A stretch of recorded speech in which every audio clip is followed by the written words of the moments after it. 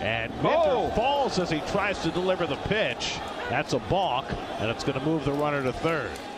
Hey everyone, it's Lynn. I wasn't going to do a video on this play, but then I heard the broadcaster say, Minter's saying I released the ball, so it should be a ball, and Carlos Mendoza's going to come out as well. So we need to discuss why this play, even though the pitcher released the ball, is considered a balk and not a ball. We're going to call a balk, but Minter's saying he released the ball, which would mean it was a pitch, and it should be a ball and not a balk.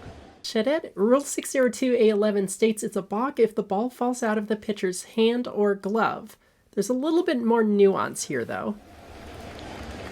Just hit the side of his leg, and he did release the ball. And he did. A few criteria to establish: runner on, pitcher's touching the plate, the ball does get released. What is a fall versus a pitch? It's a borderline play.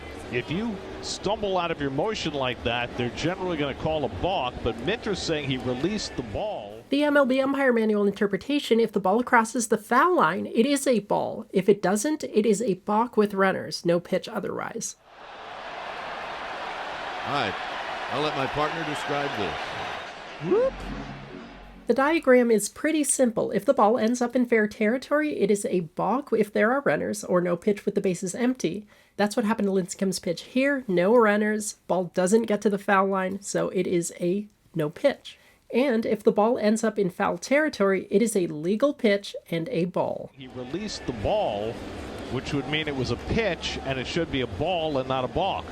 And he's not going to win the argument. No, because it depends entirely on how and where the ball ends up. Now watch the umpire.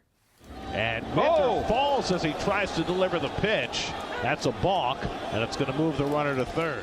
Notice how umpire Dreckman, based on the rule interpretation, waits for the ball to stop, the catcher to touch it, before he makes the call.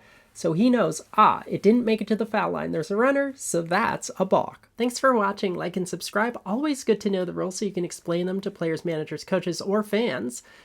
It's a borderline play. And explain how no, it's actually not borderline at all. It's delineated quite clearly, just in this case it's a little more complex because in addition to the rule book, you also have to reference the umpire manual.